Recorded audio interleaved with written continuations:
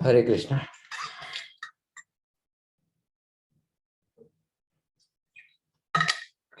Okay, तो पिछली बार हम लोगों ने महाभारत इस ग्रंथ के ऊपर हम लोगों ने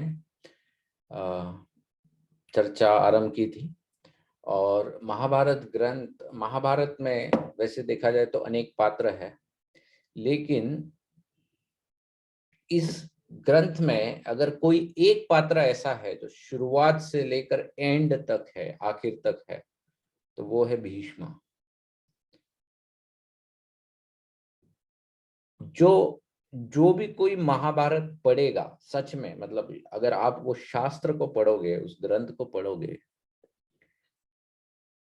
तो वो पढ़ने वाला व्यक्ति स्वाभाविक रूप से भीष्म के प्रेम में पड़ सकता है। ये भीष्म का जो कैरेक्टर है वो इतना सुंदर है। पूरे महाभारत में अगर आप देखो तो हम देखते हैं भीष्म के अनेक ऐसे गुण हैं, जैसे ज्ञान के भंडार थे भीष्म। दूसरा, पूरे महाभारत को आपको कभी भी भीष्म ये नहीं दिखता है कि उनके अंदर बहुत घमंड, ऐसा एक भी घटना नहीं है पूरे महाभारत में जिसमें भीष्म का घमंड प्रस्तुत हुआ है, या कभी ऐसा भीष्म ने अपने घमंड को दर्शाया है, या कहीं भी उन्होंने एक अति आत्मविश्वास को दर्शाया हो, या कहीं भी हम लोग पूरे महाभारत में देखते हैं कि भीष्म का जो पूरा चरित्र है, या भीष्म का जो व्यक्ति जो है वो हमेशा दूसरों के लिए ही जिया है। उसका निजी स्वार्थ उसने किसी भी परिस्थिति में नहीं देखा है। या हम लोग देखते हैं कि भीष्म कितना शक्तिशाली था, तो ये सब वो शक्ति के ऊपर भी हम लोग चर्चा करेंगे।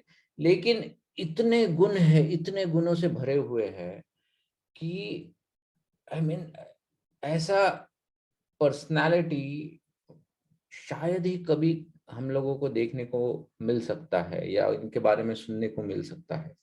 तो ऐसे ये भीष्म पितामह है, और इनके बारे में हम लोगों ने पिछली बार थोड़ी सी चर्चा की थी कि कैसे भीष्म के जन्म के बारे में हमने चर्चा की थी, कि गंगा और शंतनु के पुत्र के रूप में उन्होंने जन्म लिया था, और वास्तविक रूप में वो एक 8 वसुओं में से एक वसु थे जिनको श्राप मिला हुआ था वशिष्ठ मुनि से। फिर हम लोगों ने इसके ऊपर भी चर्चा की थी कि किस प्रकार से भीष्म ने अपने पिता की खुशी के लिए उन्होंने एक बहुत भयंकर ऐसी प्रतिज्ञा उन्होंने ली थी, जिस प्रतिज्ञा के वजह से उनका नाम भीष्म हो गया। उससे पहले उनका नाम देवव्रत था, देवव्रत। ओके, लेकिन इस प्रतिज्ञा के बाद सब लोग उनको भीष्म बुलाते थे क्योंकि ऐसी भयंकर प्रतिज्ञा थी, बहुत कठोर प्रतिज्ञा उनकी थी। अब ये तो हम लोगों ने जो स्टोरी लाइन है, ये स्टोरी लाइन के बारे में हमने चर्चा की थी। अब भीष्म से जुड़े हुए अनेक प्रसंगों के ऊपर हम लोग चर्चा करेंगे, लेकिन हम लोग क्या करेंगे कि हर प्रसंग के बाद हम लोग अपने निजी जीवन में क्या सीख सकते हैं इन विषयों के ऊपर भी चर्चा करेंगे। क्योंकि शास्त्र का जो मुख्य हेतु है वो परिवर्तन है, और जब हम लोग शास्त्र पढ़ते हैं तो उस शास्त्र पढ़ने से हम किन चीजों को हम लोगों को स्वीकारना चाहिए या किन चीजों को हमको त्यागना चाहिए जिसके वजह से हमारे जीवन में परिवर्तन आए, पॉजिटिव, एक पॉजिटिव परिवर्तन आए, ये हम लोगों को देखना है। वैसे अगर सोचा जाए, कभी कभी लोग चर्चा करते हैं कि भीष्म ने अगर ये नहीं किया होता या ये किया होता तो महाभारत का युद्ध ही नहीं होता, ये किया होता तो महाभारत का शायद ये युद्ध ही नहीं होता। मैं प्रश्न करता हूं कि अगर मान लो महाभारत का युद्ध नहीं होता तो तुम्हारे जीवन में क्या फर्क पड़ता? महाभारत का युद्ध होने से या ना होने से हमारे जीवन में क्या फर्क पड़ा है? एक तरह से देखा जाए तो क्या हमारा धन लगा हुआ था उस युद्ध में कि बैटिंग चल रहा था कि अरे पांडव जीत गए या कौरव जीत जाते तो ये मेरा इतना पैसा डूब जाता, या जो भी है। पर्सनल दृष्टिकोण से देखा जाए तो हमको ऐसा कोई फर्क नहीं पड़ता है। उसके बाद महाभारत का युद्ध खत्म हो गया। महाभारत के युद्ध के बाद परीक्षित महाराज आए, परीक्षित जैसा राजा आया। परीक्षित राजा का ही fell down in the sense, Parikshit महाराज उन्होंने शरीर त्याग दिया। उसके बाद कलयुग प्रारंभ हो गया और हम कलयुग के एक पात्र हैं, right? We are living in the age of Kali, and वही जो कलयुग में जो होना था वही हो रहा है। तो महाभारत हमारे लिए इतना महत्वपूर्ण क्यों है? महाभारत हमारे लिए इसलिए महत्वपूर्ण है क्योंकि ये एक ऐसा ग्रंथ है कि इसमें जितने प्रसंग है वो हर प्रसंग हम लोगों को अनेक दृष्टांत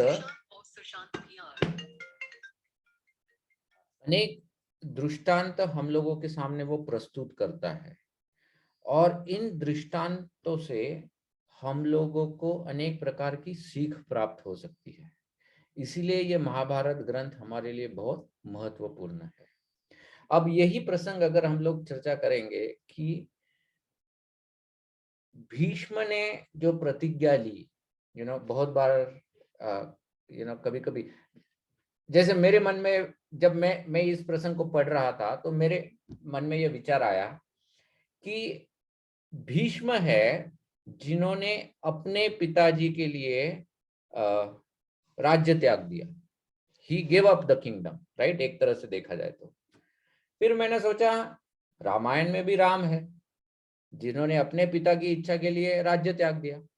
उसमें भी तो लक्ष्मण बहुत अगर रामायण अगर हम लोग पढ़ते हैं तो रामायण में हम लोग देखते हैं कि लक्ष्मण भगवान राम के ऊपर एक तरह से थोड़ा गुस्सा हो गए थे। उन्होंने कहा कि ऐसे पिता जो एक स्त्री के प्रभाव में आ चुके हैं, ऐसे पिता के वचन का तुम क्यों पालन कर रहे हो? उल्टा इनको बंदी बनाकर हम लोगों को कैद कर देना चाहिए और तुम डायरेक्टली ओवरटेक कर लो अयोध्या को, ऐसा। सो लक्ष्मण वाज आल्सो कंफ्यूज, कि भगवान राम ऐसा क्यों कर रहे हैं, राज्य का त्याग क्यों कर रहे हैं। तो विचार करने लायक बात यह है कि एक जगह हम लोग भीष्म देखते हैं जिन्होंने राज्य के त्याग दिया पिताजी के लिए, दूसरी जगह राम है जिन्होंने राज्य को त्याग दिया पिता के लिए। तो फिर क्या ये दोनों सेम है या इन दोनों में अंतर है? क्या ये दोनों सेम है या इन दोनों में अंतर है? तो अंतर क्या है, तो इसके ऊपर विचार करने लायक है। तो भगवान राम के इसमें तो हम लोग अभी चर्चा नहीं करेंगे, लेकिन हम लोग डायरेक्टली भीष्म के इसमें चर्चा करेंगे कि मोटिव क्या था भीष्म का। क्या भीष्म का निजी स्वार्थ था अपने पिता का इच्छा पूरी करने में, उनकी इच्छा पूरी करने में क्या उनका निजी स्वार्थ था? नहीं। शास्त्र में बताया है कि उनका जो हेतु था, what was Bhishma thinking? Bhishma ये विचार कर रहे थे कि अगर मैं ये अगर मेरे पिताजी का विवाह इस स्त्री से नहीं होता है तो पिताजी ने तो अभी तक भीष्म को कुछ बताया ही नहीं था। उन्होंने तो भीष्म को आके बताया नहीं था कि बेटा मेरा ऐसी इच्छा है कि मैं इस स्त्री के साथ विवाह करना चाहता हूँ, लेकिन उसके पापा ने ऐसा कंडीशन डाला है, तो अब मैं क्या करूँ, मुझे समझ में नहीं आ रहा है। ऐसा पिताजी ने कुछ भी नहीं कहा था। लेकिन वो मन ही मन में थोड़े से डिप्रेस हो गए थे। भीष्म ने क्या देखा? भीष्म ने ये देखा कि मेरे पिता राजा है, और राजा जब डिस्टर्ब हो जाता है तो उसका प्रभाव प्रजा के ऊपर हो सकता है। राजा जो होता है वो हमेशा उत्साही होना चाहिए ताकि वो प्रजा की अच्छी तरह से देखभाल कर सके। लेकिन यहां पर क्या हो रहा है, किसी कारणवश राजा जो है वो हताश हो गया है। तो इसलिए मेरा ये कर्तव्य है कि राजा की खुशी को मैं पूर्ण करूं ताकि राजा अपना उत्साह बनाए रखे। तो भीष्म का जो इंटेंट था इंटेंट, हाँ यहाँ पे हम लोग किसकी बात कर रहे हैं, इंटेंट, मोटिव जो था वो अच्छा था, उसमें भीष्म का निजी स्वार्थ कुछ नहीं था। उसकी उसका उसकी जो इच्छा थी वो यही इच्छा थी कि मुझे, उसने अपने पिता के बारे में सोचा और फिर उसके बाद प्रजा के बारे में सोचा कि प्रजा का भला किसमें है, राजा में, और राजा का भला किसमें है, खुश रहने में है। तो वो खुश रखने के लिए मुझे क्या करना चाहिए, तो ये रहा उनका इंटेंट, मोटिव। ओके, लेकिन क्या सिर्फ अच्छा मोटिव होने से कोई भी कार्य सफल होता है या सही या गलत होता है क्या? कभी कभी ऐसा विचार आता है कि हम लोग कभी कभी हमसे कभी गलती हो जाता है, लेकिन हम लोग बोलते हैं नहीं, लेकिन मेरा ये हेतु नहीं था, I I I didn't mean to do this. ऐसा बहुत बार बोलते हैं ना हम लोग, आई डिडंट मीन, मैं ऐसा नहीं करना चाहता था, लेकिन हो गया गलती से। ओके, तो मोटिव के साथ ज्ञान होना बहुत आवश्यक है। किसी भी परिस्थिति या उस स्थिति का ज्ञान होना बहुत आवश्यक है। जैसे मैं एक प्रवचन में मैंने एक कथा बताया था, एक प्रसंग बताया था कि मोटिव और ज्ञान इसके बारे में ये प्रसंग है कि एक बार ये अपने दो पंजाब के ग्वाले, वो जा रहे थे, हाईवे से जा रहे थे, पूरा दिन मेहनत करके पूरा दूध बेचने के बाद उनकी जो गाड़ी है वो शायद किसी कारण के वश बंद पड़ गई थी, तो इसलिए हाईवे के उधर खड़े थे, हट्टे कट्टे एकदम तगड़े दो लोग थे। तो वहां से एक ट्रक गुजर रहा था, ट्रक जब गुजर रहा था तो इन लोगों ने हाथ दिखाया, वो ट्रक वाला रुक गया इन लोगों के लिए। तो वो ट्रक वाले ने पूछा कहाँ जाना है, तो उसने कहा कि देखो हमारा गांव इतना इतना दूर है, तो क्या हमको छोड़ सकते हो? बोला ठीक है, बढ़िया बात है, हम लोग छोड़ देंगे। अब ये लोग जो थे, ये तो ग्वाले जो थे, ये इनकी जो गाड़ी थी वो बैलगाड़ी वाली गाड़ी थी इनके, तो इन्होंने ऐसी गाड़ी ट्रक वगैरह कभी बैठे नहीं थे अंदर, पहली बार ही प्रथम बार अंदर बैठ रहे थे। तो ट्रक में पीछे तो जगह नहीं थी, इसलिए ड्राइवर ने अपने बाजू में बिठा दिया था दोनों को और जा रहा था। और कुछ घंटे आगे जाने के बाद ड्राइवर बोला कि मैं थोड़ा सा चाय वगैरह पी लेता हूँ, तब तक आप लोग चाहते हो तो आप लोग भी नाश्ता कर लो। उन्होंने कहा नहीं नहीं, हमने तो भरपेट दूध पी लिया है, हमको कोई नाश्ता वाश्ता नहीं करना है, तो आप एक काम करो, चाय पी के आ जाओ, हम लोग इधर ही बैठे रहते। ठीक है, तो वो गया, ड्राइवर गया चाय पीने। तब ये दोनों जो थे ग्वाले, ये एक दूसरे से बात कर रहे थे। वो कह रहे थे अरे ये व्यक्ति तो बहुत चंगा है, बहुत अच्छा है, ये तो हमारी इतनी अच्छी मदद कर रहा है, हमको भी इसके लिए कुछ करना चाहिए। क्या करना चाहिए? देखो मोटिव, हाँ, मोटिव क्या है कि इसकी हमको मदद करना चाहिए, अच्छा मोटिव है, लेकिन क्या करना चाहिए समझ में नहीं आ रहा था। तो दूसरे ने बताया, उसने कहा कि अरे मैं देख रहा हूँ पिछले 1-1.5 घंटे से जब से ये गाड़ी चला रहा है, लेकिन इसका ध्यान थोड़ा सा हट रहा है। किस वजह से हट रहा है पता नहीं। बोले ये जो रॉड है, वो जो गियर वाला रॉड होता है ना, तो वो जो काठी रॉड ट्रक का, वो ट्रक या बस में आपने देखा होगा, ऐसा बड़ा वाला रहता है वो। तो ये जो पूरा जो डंडा है, ये डंडा ऐसा लगता है अंदर अटका हुआ है, और ये पूरा देर मैंने देखा है 1 घंटे से इसको निकालने की कोशिश कर रहा है, लेकिन इससे निकल नहीं रहा है। एक काम करते हैं, हम लोग इसकी मदद करते हैं। तो क्या किया इन दोनों ने, ये तो थे तगड़े जवान, इन्होंने अपनी शक्ति लगा के उसको उखाड़ दिया, वो गियर वाले डंडे को उखाड़ दिया और हाथ में रख दिया, बड़े खुश कि हमने इसकी मदद की है। जब वो लौट के आया और ट्रक में बैठा, ट्रक चालू कर रहा था और गियर डालने के लिए हाथ जो ऐसा लगाया, तो हाथ में कुछ नहीं आ रहा है। बोले अरे किधर गया किधर गया, ढूंढ रहा है कहीं मिल नहीं रहा है। तो बोले अरे क्या ढूंढ रहे हो, देखो हमने आपके लिए निकाल के रखा है। तो वो डंडा उसके हाथ में दे दिया। जब दे दिया तो वो व्यक्ति सर पे हाथ रख के बैठ गया। बोले अरे ये आप लोगों ने क्या कर दिया? बोले नहीं, आपकी मदद हम लोग करने जा रहे थे। तो इंटेंट एक चीज होती है, दूसरी चीज होती है ज्ञान भी होना चाहिए। सही चीज करने के लिए सही ज्ञान भी होना आवश्यक है। तो क्या भीष्म अज्ञानी थे? क्या भीष्म को ज्ञान नहीं था?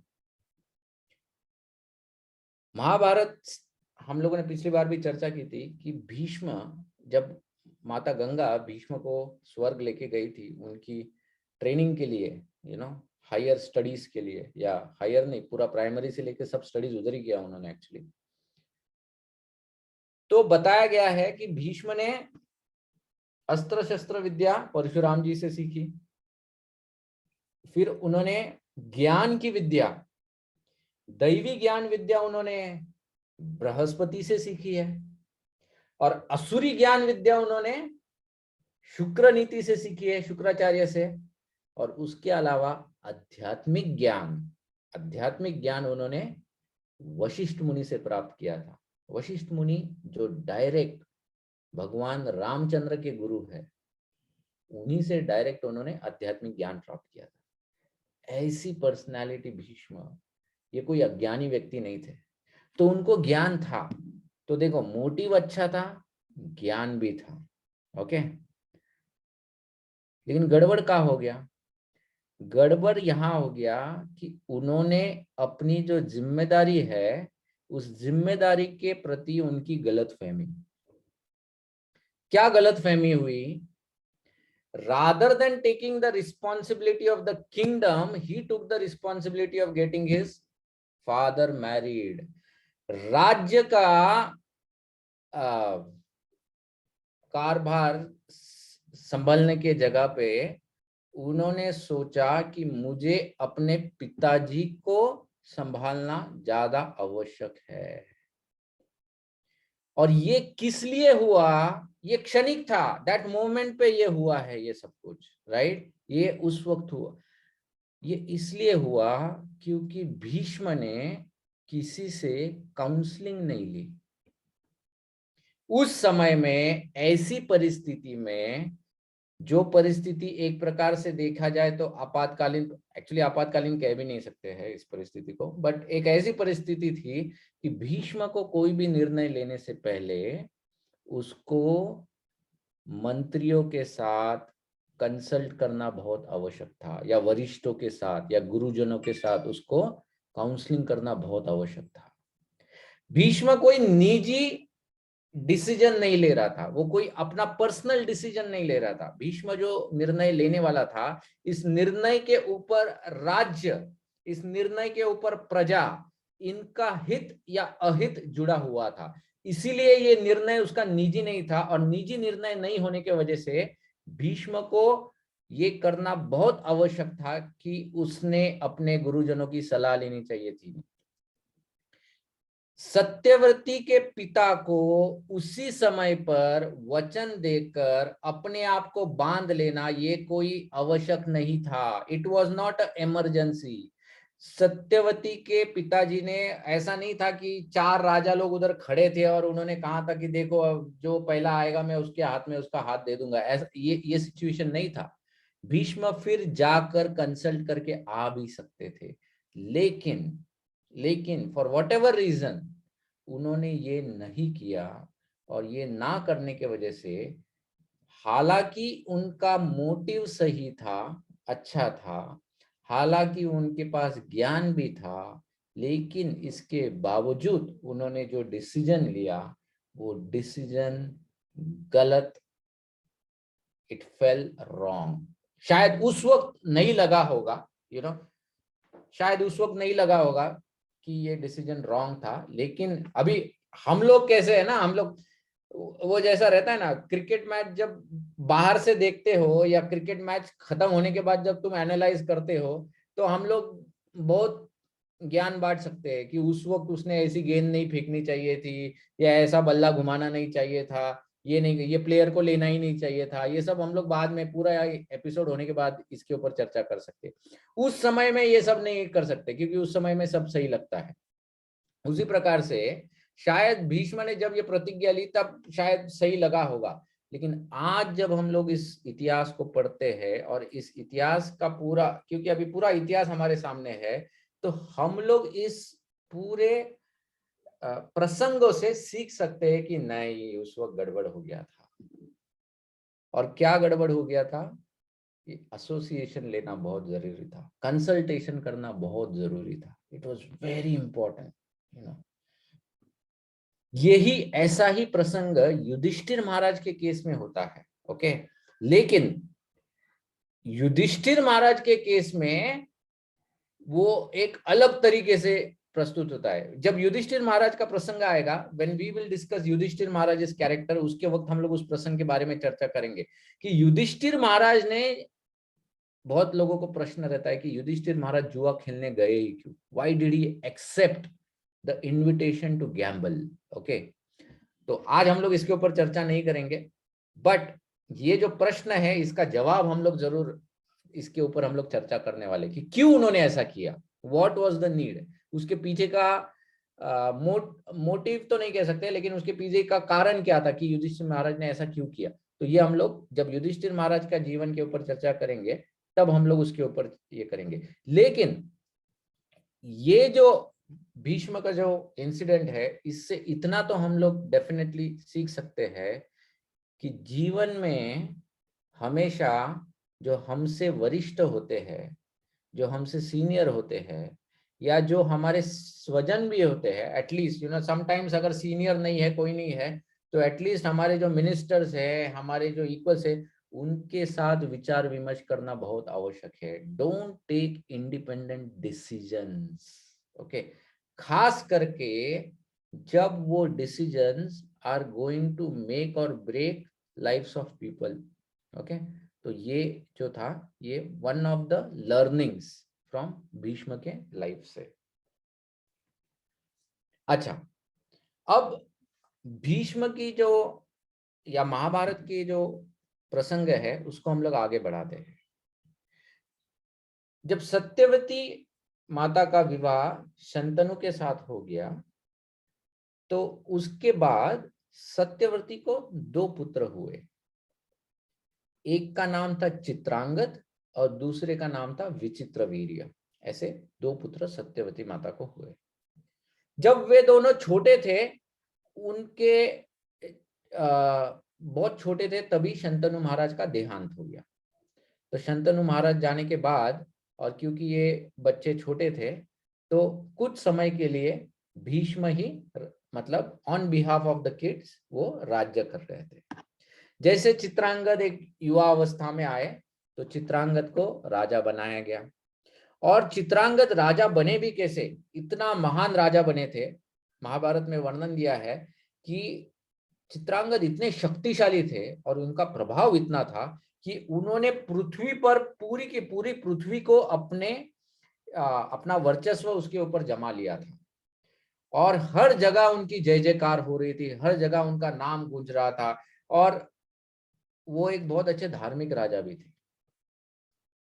तो सब कुछ अच्छा हो रहा था। तो देखो, यहां तक अगर कोई देखेगा महाभारत को, तो उसको यहां तक भीष्म का जो डिसीजन है रॉन्ग नहीं लगता है, क्योंकि चित्रांगद भी बहुत ही अच्छा राजा था, बहुत ही शक्तिशाली था, उसने भी अपना पराक्रम दिखाया था, सब कुछ, एवरीथिंग वाज परफेक्ट एक्चुअली वहां तक। लेकिन नियति का टर्न यहां पर होता है कि ये जो धरती का चित्रांगद, मतलब शंतनु महाराज का जो पुत्र था, इसको देखकर स्वर्ग में एक गंधर्व था जिसका नाम भी चित्रांगद था, और इस गंधर्व को इस धरती के चित्रांगद से एक प्रकार की ईर्ष्या उत्पन्न हुई। ईर्ष्या क्या उत्पन्न हुई, उत्पन्न ये ईर्ष्या आ गई कि हर कोई इसी का नाम ले रहा है, मुझे तो कोई पूछता ही नहीं है।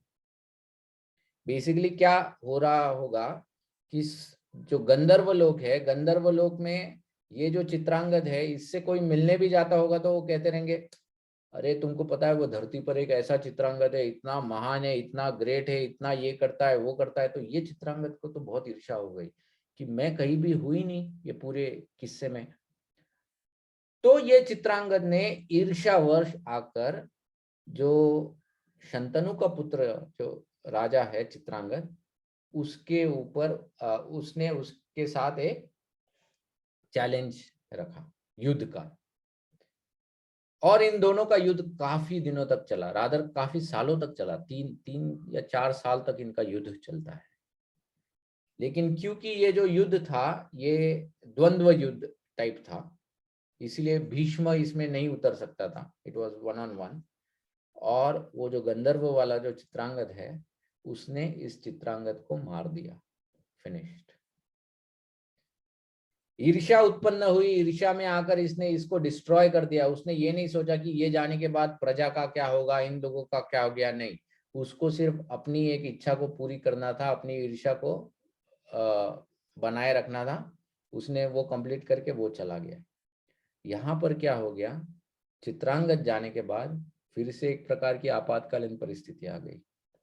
अब दूसरा जो था इन लाइन राजा बनने के लिए, वो था चित्रांगद का छोटा भाई, जिसका नाम था विचित्रवीर्य। विचित्रवीर्य बहुत ही छोटे थे, तो इसीलिए भीष्म को फिर से सब कुछ संभालना पड़ता था। यहां तक कि जब विचित्रवीर्य का विवाह करवाना था, तो भीष्म ने देखा कि काशी नाम का जो राज्य है, उस काशी राज्य राजा की 3 पुत्रियां थी, अंबा, अंबिका, अंबालिका, और ये तीनों पुत्रियां इसके लिए योग्य थी। इसीलिए, लेकिन ये जो काशी राज जो था, काशी नरेश, उन्होंने एक स्वयंवर की रचना की थी। और स्वयंवर में ऐसा होता है कि जो भी राजा को विवाह करना है, उसको बाकी सब राजाओं को लड़के हरा के विवाह करना होता है। अब विचित्रवीर्य इतना छोटा था कि वो जाकर ये युद्ध नहीं कर पाता था, इसीलिए विचित्रवीर्य के प्रतिनिधित्व करते हुए स्वयं भीष्म पितामह वहां पर जाते हैं, उन तीनों राजकुमारियों को विचित्रवीर्य के लिए लाने के लिए। जब भीष्म वहां पर पहुंचते हैं, तो बहुत से राजा लोग भीष्म को देखकर आश्चर्यचकित हो जाते हैं, और कुछ कुछ राजा लोग भीष्म का मजाक उड़ाना शुरू करते हैं। यहाँ तक कि वो जो 3 राजपुत्रियां जो थी, राजकन्या, उनके पिताजी मतलब काशी नरेश भी भीष्म की उपेक्षा करते हैं, या makes a fun out of him. Bhishma को यह देखकर क्रोध आ जाता है, और भीष्म उसी समय तीनों राजकुमारियों को इन पूरे राज समुदाय के सामने उठा लेते हैं और अपने रथ पर चढ़ाकर वहां से निकल जाते हैं। और वो युद्ध ऐसा बताया है, महाभारत में बताते हैं कि देवासुर संग्राम जिस प्रकार से हुआ था, वैसा वो संग्राम होता है कि सभी राजा लोग एकत्रित हो जाते हैं और वो भीष्म के ऊपर अटैक करते हैं। लेकिन भीष्म अकेले, one man, single, of course he was so powerful, अकेले भीष्म इन सभी राजाओं को परास्त कर देते हैं।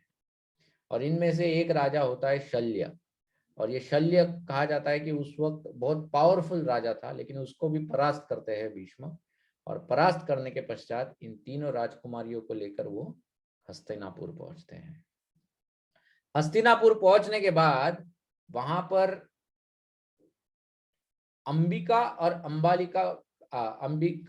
अंबालिका का विवाह विचित्रवीर्य से किया जाता है।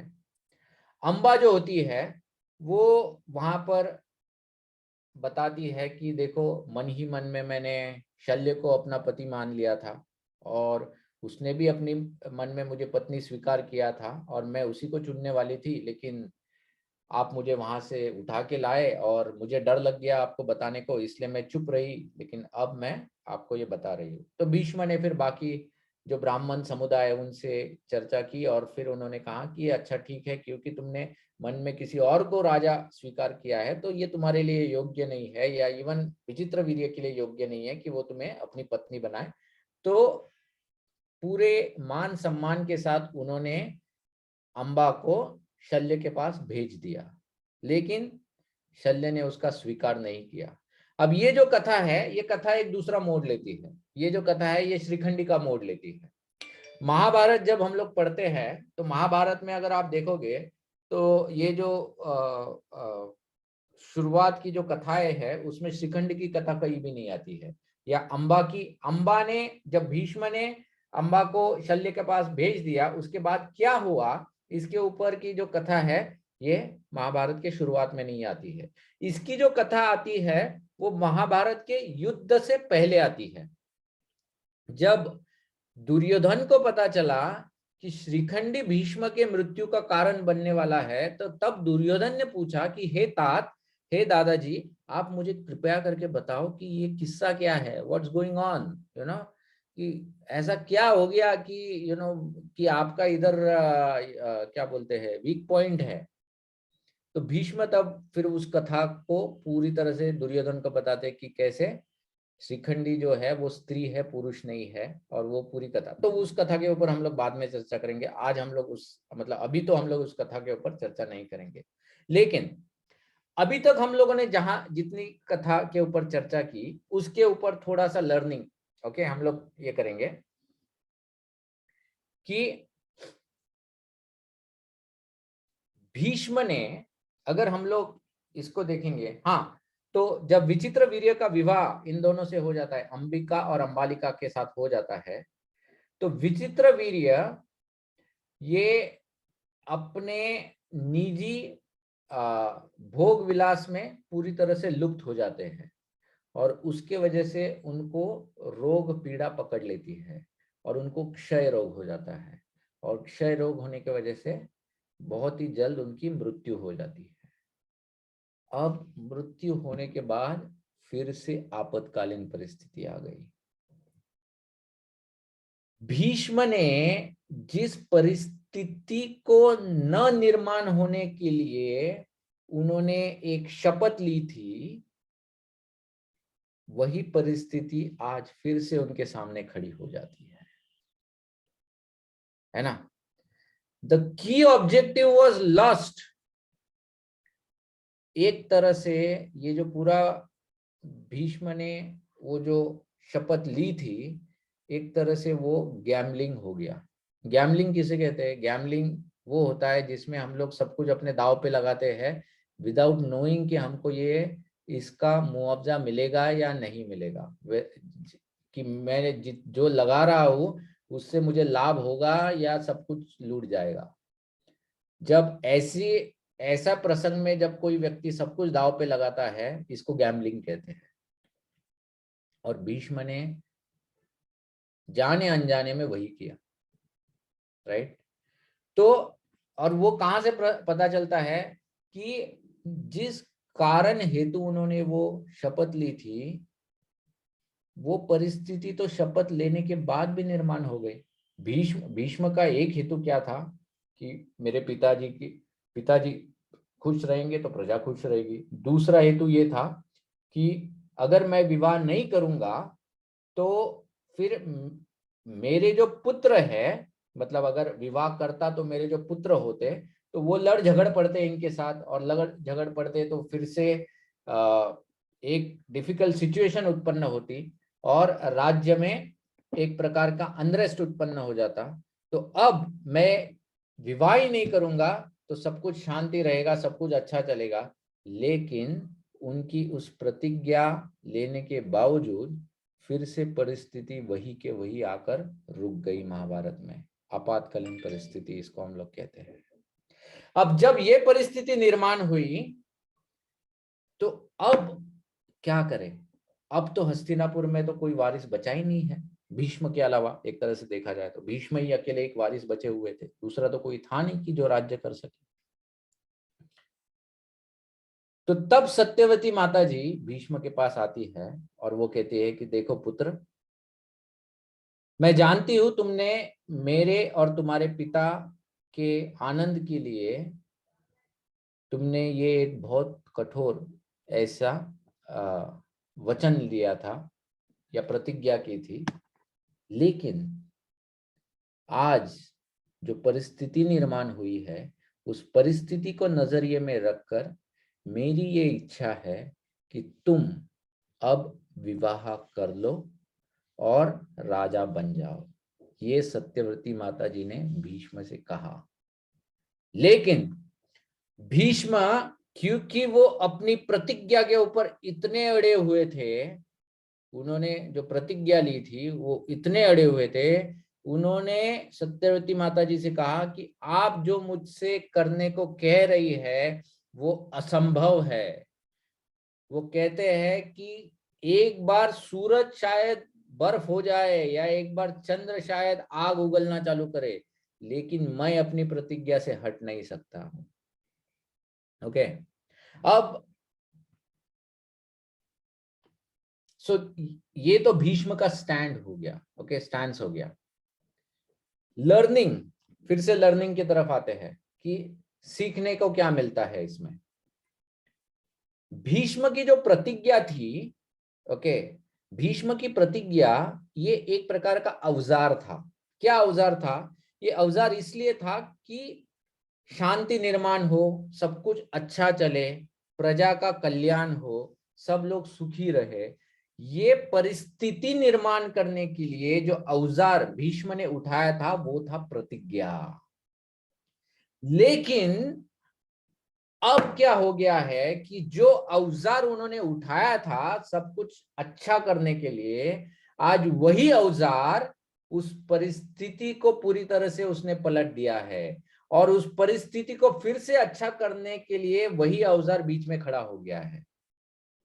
Bhishma, it is said, when you get attached to the instrument rather than its utility, then it causes loss of vision. Okay, when we get attached to the instrument rather than the purpose of instrument, then we become lost. जैसे मान लो मैंने अगर गाड़ी खरीदी है, और वो गाड़ी मैंने खरीदी थी मुझे कहीं एक जगह से दूसरी जगह जाने के लिए, लेकिन इतनी अच्छी गाड़ी है कि अब मैं वो गाड़ी से आसक्त हो गया हूं कि मेरा मन ही नहीं करता है गाड़ी को रास्ते पे ले जाने के लिए, क्योंकि पता नहीं कोई ठोक देगा, कुछ ये कर देगा, इसलिए मैं गाड़ी को ही बाहर नहीं लेके जाता हूँ। अब क्या हो गया कि मैं उस औजार मतलब गाड़ी से इतना आसक्त हो गया हूं कि जो उसका पर्पस था, हेतु जो था कि मुझे इधर से उधर लेके जाए, वही चला गया है। क्यों? क्योंकि मैं उसी के साथ अटैच हो गया हूं। भीष्म के साथ, प्रतिज्ञा के साथ यही हो गया है। एक तरह से देखा जाए तो ये हमारे लिए लर्निंग है। देखो, हम लोग यहाँ पर भीष्म के ऊपर टीका नहीं कर रहे। We are not trying to show Bhishma less, हमारा ये हेतु नहीं है। लेकिन हम लोग जो एक मनुष्य दृष्टिकोण होता है शास्त्र के ऊपर, वो डालना बहुत आवश्यक है। वो इसलिए डालना आवश्यक है कि हम लोग इससे क्या सीखें। ओके, अब ये जो प्रतिज्ञा है, इस प्रतिज्ञा के ऊपर महाभारत में ही एक किस्सा है, और वो भगवान श्री कृष्ण का है। भगवान श्री कृष्ण ने महाभारत के युद्ध से पहले प्रतिज्ञा ली थी। क्या प्रतिज्ञा ली थी? उन्होंने कहा था कि मैं अस्त्र शस्त्र नहीं उठाऊंगा, मैं अस्त्र शस्त्र नहीं उठाऊंगा, इस युद्ध में मैं सिर्फ एक सारथी का काम करूंगा, मैं कोई भी अस्त्र शस्त्र इस युद्ध में नहीं उठाने वाला हूं। जब भगवान श्री कृष्ण ने ऐसी प्रतिज्ञा ली तो दो बार भगवान एक तरह से इस प्रतिज्ञा को तोड़ देते हैं। महाभारत के युद्ध में 2 बार भगवान ने इस प्रतिज्ञा को तोड़ा है। एक समय क्या होता है कि महाभारत का युद्ध जब चल रहा है तो ये रोज स्टॉक मार्केट के जैसा वो युद्ध ऐसा ऊपर नीचे चलता रहता है। मतलब एक दिन कौरव भारी पड़ते हैं तो दूसरे दिन पांडव लोग भारी पड़ते हैं, एक दिन कौरव तो दूसरे दिन पांडव भारी पड़ते हैं। तो दुर्योधन बहुत फ्रस्ट्रेट हो जाता है, वो ऐसा गुस्सा करके वो भीष्म के पास जाता है। अब भीष्म के पास वो गुस्सा इसलिए होता है क्योंकि दुर्योधन कहता है कि आपने ये प्रतिज्ञा ली है कि आप पांडवों का वध नहीं करेंगे, तो और आप हो मेरे सेना के सेनापति हो, अब पांडवों का वध आप नहीं करोगे तो क्या बाकी सेना को मार के मुझे क्या लेना देना है? मेरा तो जो वैर है वो पांडवों के साथ है, तुम पांडवों को मारो, बाकी सबको रहने दो, मुझे फर्क नहीं पड़ता है। बाकी पूरे सैनिक भी जी लिए, मुझे फर्क उससे नहीं पड़ता है, लेकिन पांडव नहीं जीने चाहिए, ये मेरा हेतु है। लेकिन मैं देख रहा हूँ सब उल्टा चल रहा है यहाँ पर हिसाब, आप इनको मारे जा रहे हो और वो पांडव तो एकदम ठीक ठाक है। तो बहुत बुरा भला वो आपने हमारा नमक खाया है, लेकिन आप ऐसे कृतज्ञ हो, ये वो इतना इतना मतलब ही फॉरगेट्स कि this man is such a great personality है, ये मेरे दादाजी है, ये सब नाते गोते सब कुछ भूल के वो भीष्म के ऊपर बहुत बरसता है। उस वक्त भीष्म को बहुत क्रोध आ जाता है और भीष्म दुर्योधन को कहता है कि देखना, कल मैं पांचों के पांचों पांडवों को मार दूंगा। तो दुर्योधन को लगता है मिशन एकम्प्लिश्ड, मैंने जो सोचा था वही आज हो रहा है। भीष्म 5 बाण निकालते हैं और वो 5 बाण निकाल के बोलते हैं ये एक एक के ऊपर ऐसा नाम सिग्नेचर लिख देते हैं कि ये युधिष्ठिर, ये अर्जुन, ये नकुल, सहदेव, भीम, ऐसा 5 बाण। दुर्योधन बोलता है एक काम करो, सोने से पहले बाण मुझे दे दो, पता नहीं रात में तुम अगर रब किए तो क्या करूं मैं, इसलिए दे दो, मुझे दे दो, कल सवेरे स्कूल जाने से मतलब युद्ध में जाने से पहले मैं दे दूंगा तुमको ये बाण, ठीक है। अब भगवान श्री कृष्ण जो है वो तो किसी भी परिस्थिति से निपट लेते हैं। तो भगवान अपने चतुरता से, अपने भक्त वत्सलता से उन पांचों के पांचों बाणों को हासिल कर लेते हैं दुर्योधन से। तो इस घटना के ऊपर भी हम लोग बाद में चर्चा करेंगे, लेकिन I will come to the essence.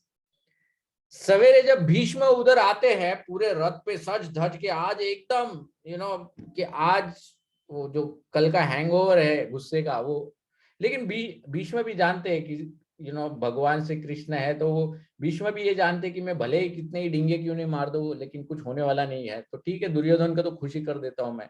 तो इसलिए वो भी आ गए उधर और दुर्योधन से कहा चलो दे दो मेरे 5 बाण। तो दुर्योधन की गर्दन नीचे, क्या हो गया, मैंने कल तुमको बांध दिए थे, किधर है? बोले वो तो कल कृष्ण ले गए मेरे से। तो भीष्म को अंदर ही अंदर मन में बहुत प्रसन्नता होती है कि देखो भगवान कितने चतुर है, भगवान किस तरह से अपने भक्तों का रक्षा करते हैं।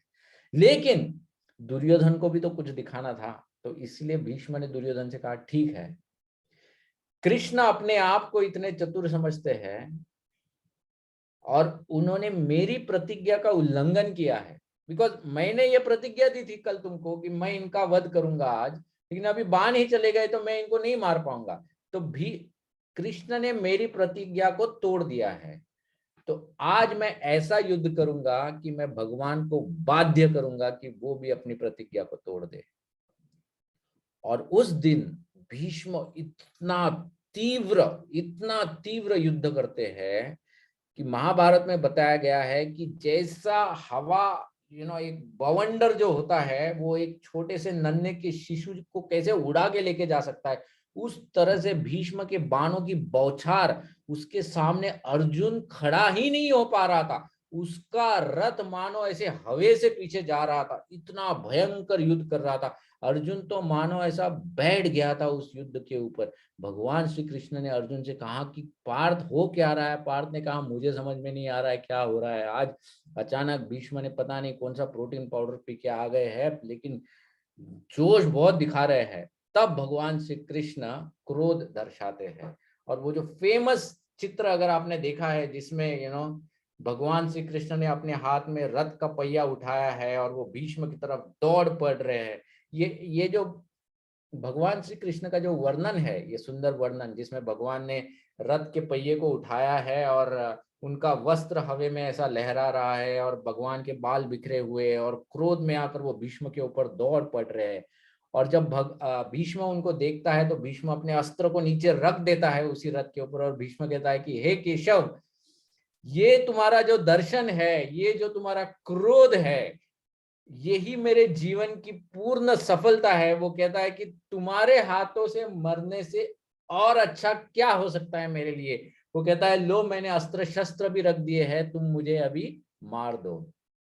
और पीछे से अर्जुन दौड़ता है भगवान के पैर पकड़ने को, बोलता है भगवान ये क्या कर रहे हो, मतलब अरे मेरी मेरी निंदा मत करो भगवान, क्योंकि लोग बोलेंगे देखो अर्जुन की वजह से भगवान को अपनी कसम वचन तोड़ना पड़ा, तो प्लीज भगवान आप अस्त्र मत उठाओ, मैं कोशिश करूंगा भीष्म को रोकने की, तो आप प्लीज अस्त्र मत उठाओ। और तब भगवान अस्त्र को नीचे रख देते। सो गॉड ब्रोक हिज वाव, कृष्ण ने प्रतिज्ञा को तोड़ा। दूसरा और एक प्रसंग आता है, quickly I will discuss.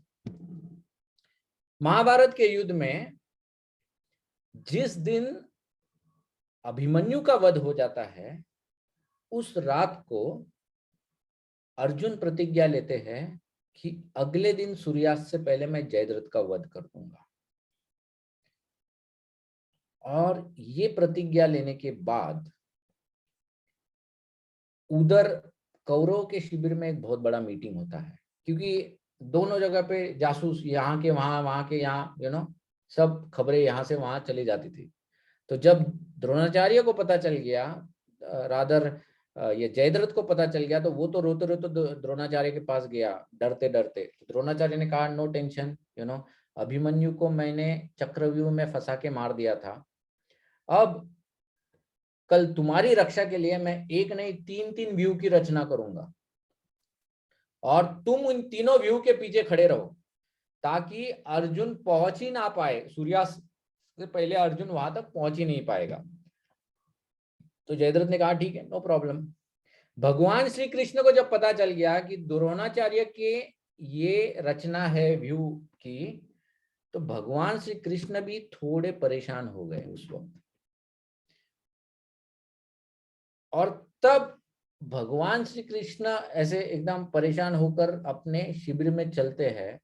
Partha भगवान के दर्शन लेने आता है। पार्थ भगवान से पूछता है कि भगवान any problem? Devotee asking God any problem. भगवान श्री कृष्ण कहते तुमको नहीं पता क्या प्रॉब्लम है? कल पता है क्या होने वाला है युद्ध में? अर्जुन कहता है मुझे नहीं पता क्या होने वाला है, लेकिन जब तक आप हो मुझे पता है सब कुछ ठीक हो जाएगा। और अर्जुन वहां से जाते हैं सोने के लिए। यहां पर भगवान श्री कृष्ण अपने शिविर में चलते रहते हैं।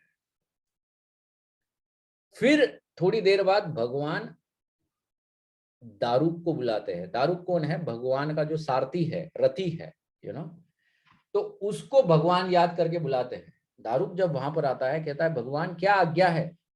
भगवान दारूक को कहते हैं कि एक काम करो, कल मेरा जो रथ है, कौन सा रथ? जिस रथ से मैं युद्ध करता हूं उस रथ को तैयार रखो, और जितने भी अस्त्र शस्त्र है, जितने भी मिसाइल से, सबको उस रथ के ऊपर तैयार रखना।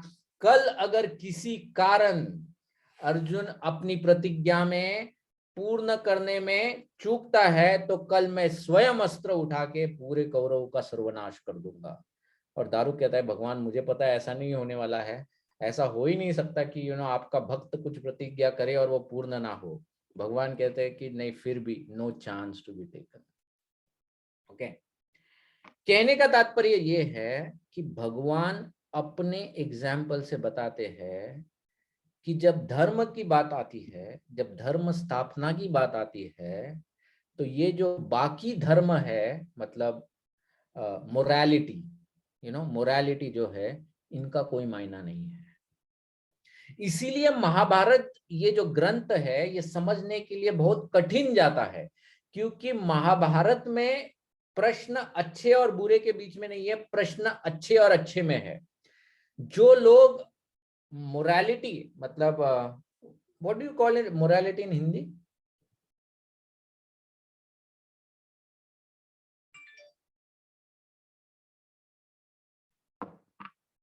एथिक्स, नैतिकता, राइट? हाँ, नैतिकता क्यों? Whatever, I mean as long as you understood क्या मैं बोलना चाहता हूँ। जो लोग नैतिकता से इतने आसक्त है, वो लोग महाभारत को गलत समझ लेते हैं। वो लोग ये इस प्रकार के प्रश्न करते हैं, फिर ऐसा कृष्ण ने क्यों किया? फिर कर्ण को ऐसे क्यों मारा? फिर युधिष्ठिर ने ये क्यों किया? ये जो प्रश्न है ना, ये प्रश्न तभी आते हैं जब हम लोग इस ग्रंथ को सिर्फ नैतिकता के दृष्टिकोण से देखते हैं। लेकिन जो व्यक्ति नैतिकता और आध्यात्मिकता का अंतर समझ लेता है, रादर एक हायर धर्म एंड लोअर धर्म, इसका अंतर समझ लेता है, उसको ये प्रश्न कभी नहीं आएगा। इसलिए महाभारत को आचार्यों के दृष्टि से समझना बहुत आवश्यक है।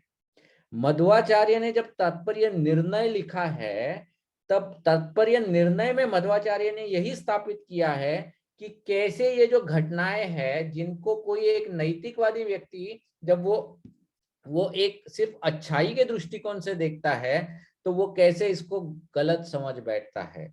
मतलब भीष्म को सत्यवचनी बने रहना ये कोई गलत बात नहीं है, नैतिकता के दृष्टिकोण से ही इज राइट। लेकिन वही सत्यवादी दृष्टिकोण अगर धर्म की स्थापना में बाधा बन रहा है या बाधा उत्पन्न कर रहा है, तो ऐसे सत्य को त्याग देना चाहिए। ऐसे ये घटना हम लोग युधिष्ठिर के साथ वापस चर्चा करेंगे, जब युधिष्ठिर महाराज के चरित्र के ऊपर चर्चा करेंगे तब ये घटना के ऊपर चर्चा करेंगे। Why Yudhishthir spoke lies, Dharmraj होने के बावजूद युधिष्ठिर महाराज ने झूठ क्यों बोला, यू नो, नैतिकवादी प्रश्न है, you know, why did he do this. तो उस वक्त इस घटना के ऊपर चर्चा करेंगे। लेकिन भीष्म के वाव के ऊपर जब हम लोग चर्चा करते हैं तो this is another thing, lesson learn, loss of vision. Loss of vision, loss of vision मतलब क्या, कि औजार को पकड़े रखा है लेकिन जो उसका गंतव्य है, जो डेस्टिनेशन है, वो डेस्टिनेशन ही भूल गया है कि मैं किस लिए इसको पकड़ा था, यू नो। मतलब तलवार लेकर युद्ध में चले जाना, लेकिन तलवार इतनी सुंदर है कि मैं इसको कहीं किसी के भी रक्त से उसको भिगोना नहीं चाहता हूँ, बस ऐसा ही लेके अगर खड़ा रहा तो थोड़ी देर में अपनी ही गर्दन कट जाएगी, मतलब तलवार हाथ में रहेगी ही नहीं। वो ऐसा हो गया भीष्म का, यू नो, कि that wow is useless because Dharma is lost. ठीक है, ओके। हमारे पास वैसे देखा जाए तो अभी 5 ही मिनट है, तो हम लोग वी विल स्टॉप हियर, क्योंकि मुझे अभी अगला जो प्रसंग है, I want to discuss about birth of Dhritarashtra, Pandu महाराज और विदुर, और दूसरा जो है वो हम लोग श्रीखंडी, उसके ऊपर हम लोग चर्चा करेंगे, लेकिन वो अगली बार करेंगे। बिकॉज अगेन यू नो, ये जो प्रसंग है, इन प्रसंगों में से भी हम लोगों को देखना है कि हम लोग क्या सीख सकते हैं। ओके, सो यहीं पर हम लोग विराम दे देंगे, मतलब आज के चर्चा को। अगर आप में से किसी को कोई प्रश्न है तो उन प्रश्नों के हम लोग ले सकते हैं। Any questions you have, okay, जो भी हमने चर्चा की उसके ऊपर।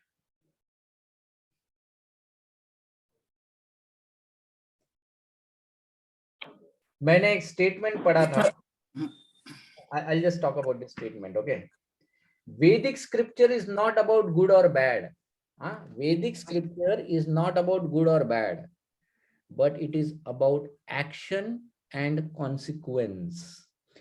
मतलब शास्त्र जो है वो अच्छा या बुरा के बारे में नहीं है, लेकिन शास्त्र किस बारे में है कि तुमने क्या कार्य किया और उस कार्य का परिणाम क्या हुआ। ये शास्त्र का मूल है, मतलब ये इस शास्त्र को हमको इस दृष्टिकोण से देखना है और समझना है। जब हम लोग इस दृष्टिकोण से देखेंगे कि क्या कार्य किया, उसका क्या परिणाम हो गया, तो वो परिणाम से हम लोग क्या सीख सकते हैं। दैट इज व्हाट शास्त्र इज ऑल अबाउट। ओके, या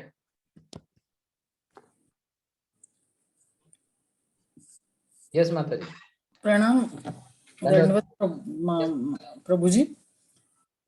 हम कैसे डिसाइड कर सकते हैं कि इसका कॉन्सिक्वेंसेस क्या हो सकता है, या आपने जैसे बोला कि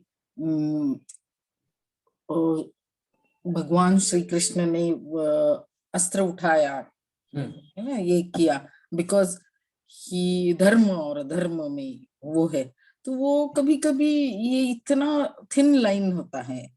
और ये सब फ्यूचरिस्टिक है, हम रिट्रोस्पेक्टिवली देख रहे हैं ये सब चीजें।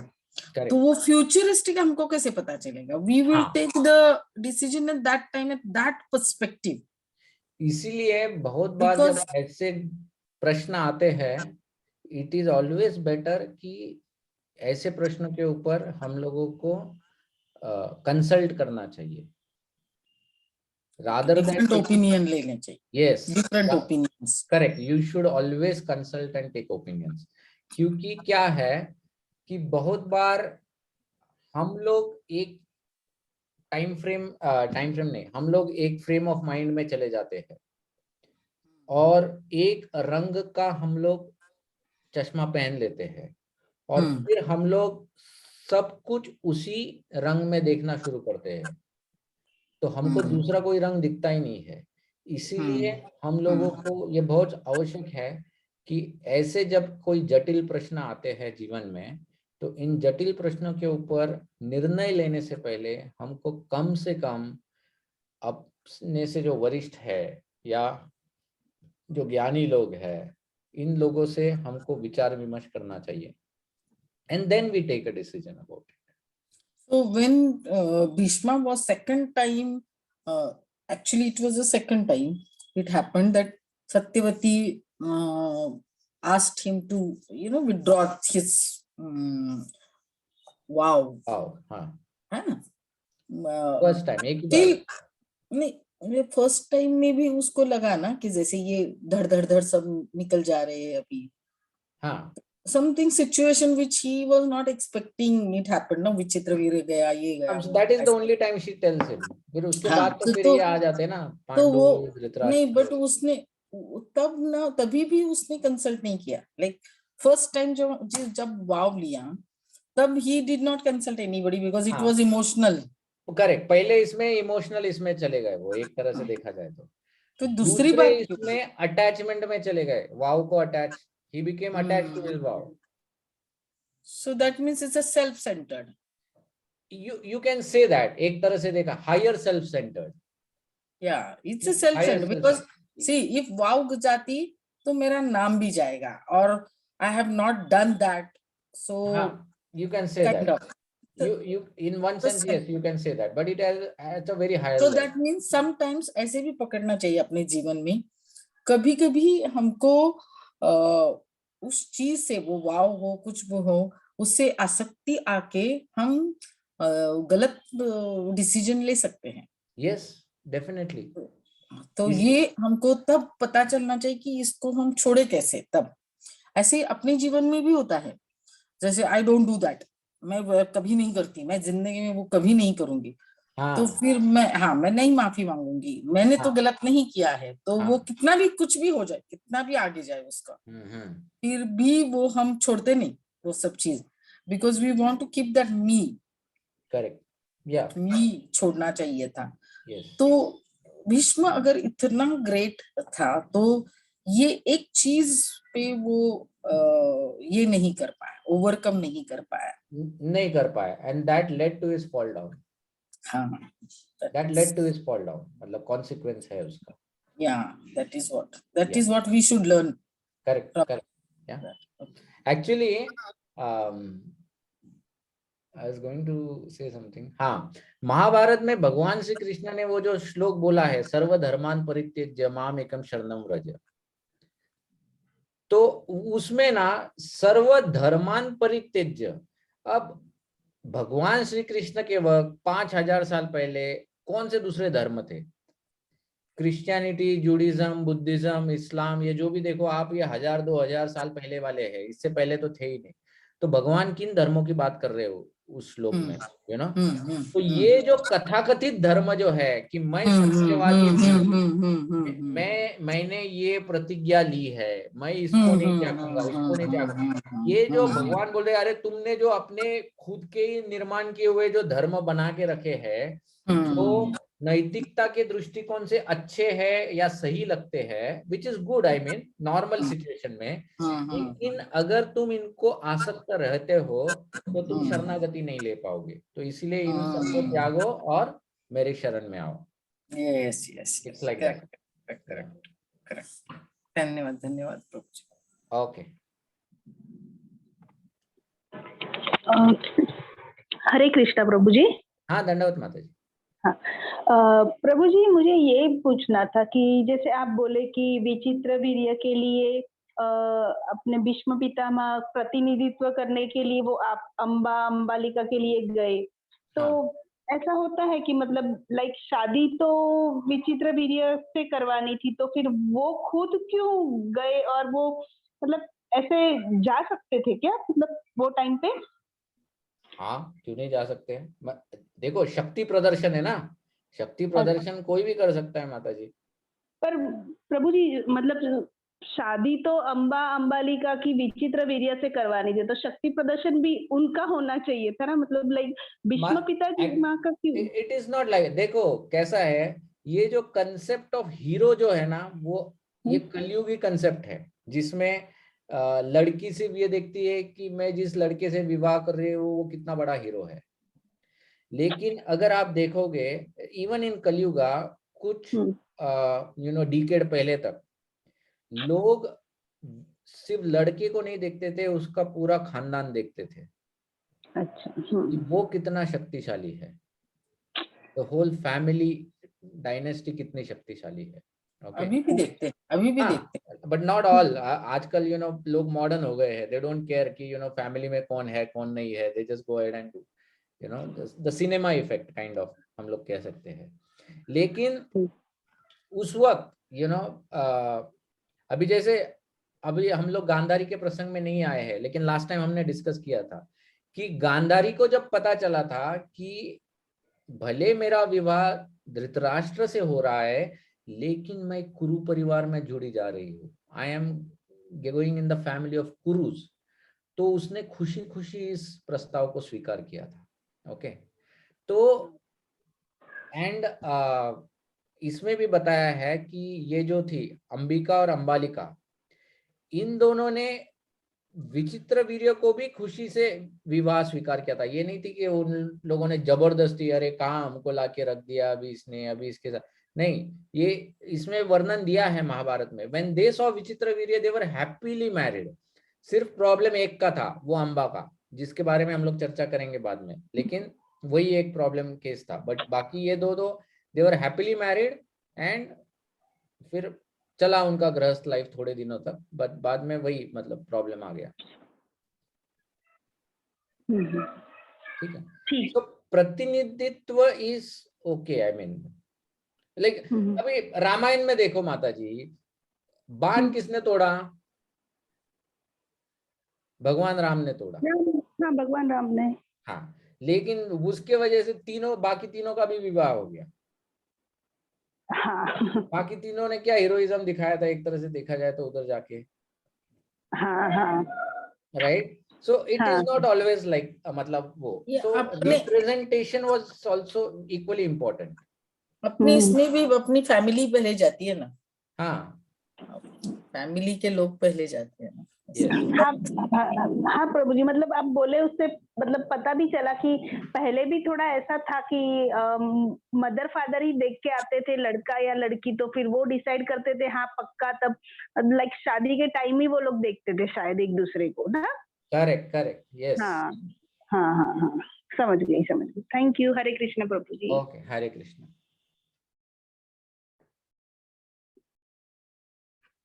और किसी को कोई प्रश्न है?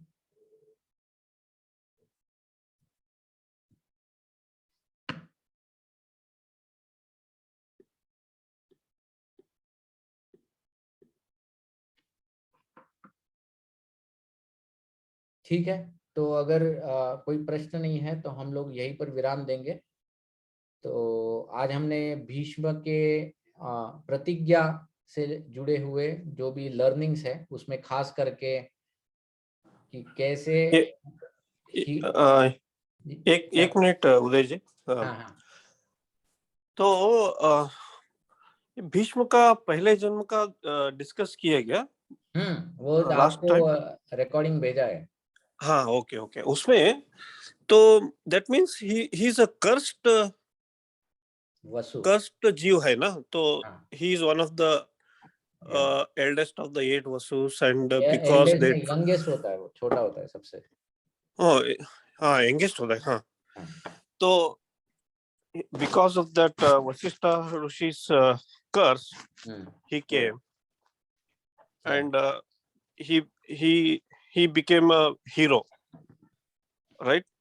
Big time hero. Yeah, he becomes a Bhishma, yeah.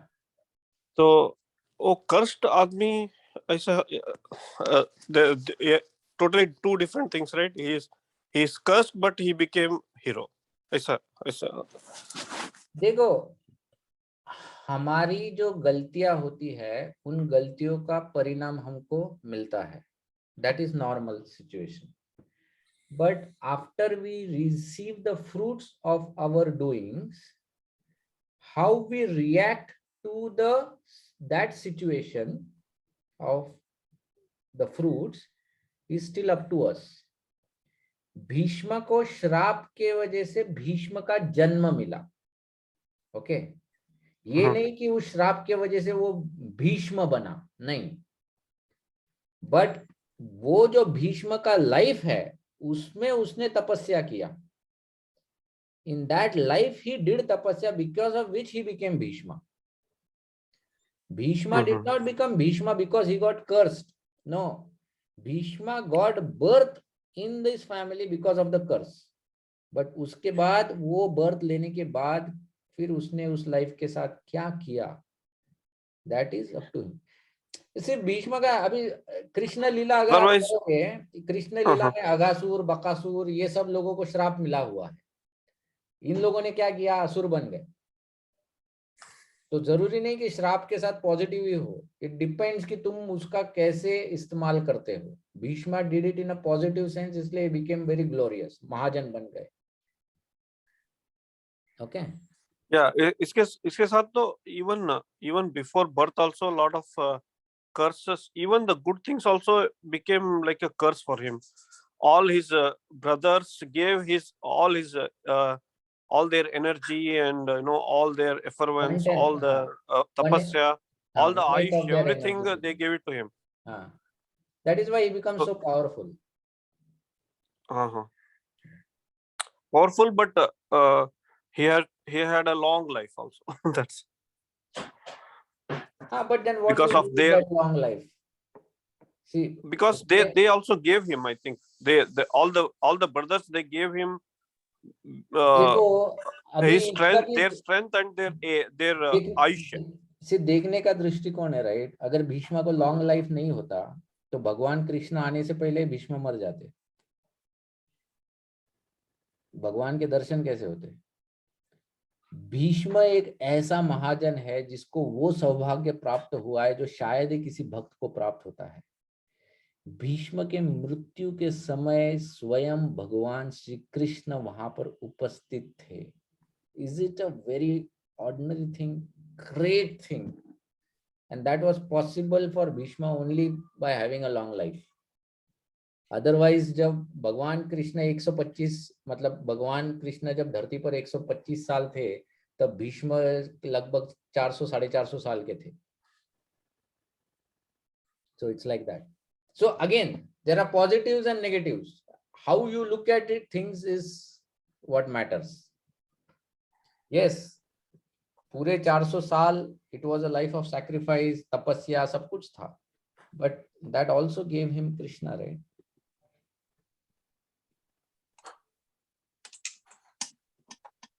इसीलिए I mean, see from all angles, keep yourself open, because that is the beauty ना. शास्त्र जब हम लोग पढ़ते हैं, हर दृष्टिकोण से देखो और क्या सीख सकते हैं इसमें से, वही हमको देखना है. Not just getting biased on one side of it. क्योंकि बहुत बार क्या होता है, जो कमर्शियल राइटर्स होते हैं वो सिर्फ एक दृष्टिकोण दिखाते हैं किसी भी कैरेक्टर का, और उसी दृष्टिकोण से they try to gain sympathy. But that is wrong actually. You try to kill the character because of that.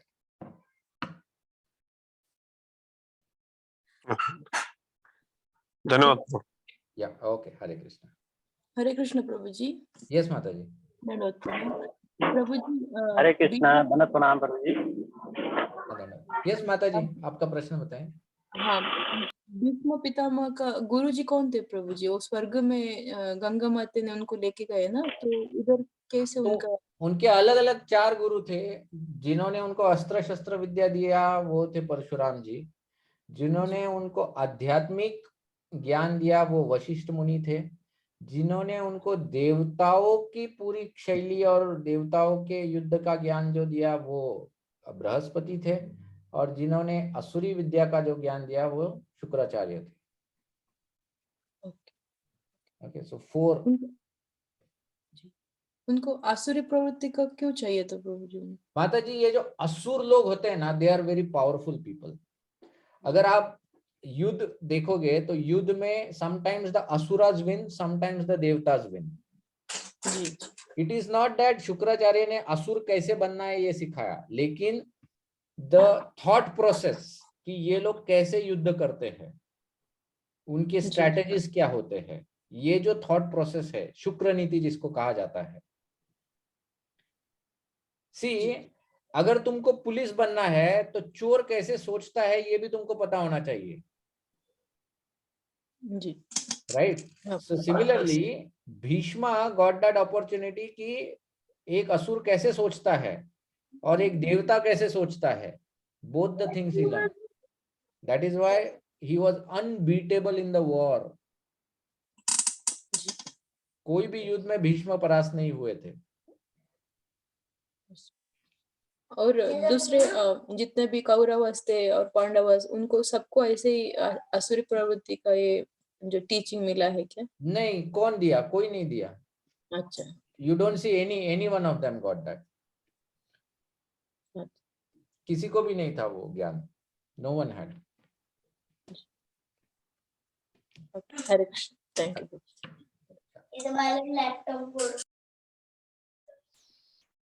Hare Okay. Krishna, प्रणाम दंडवत. हाँ, यस माता जी, धन्यवाद. हाँ,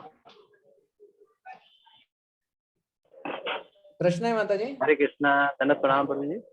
धन्यवाद. Okay, thank you everyone. Hare Krishna. Hare Krishna. Hare Krishna.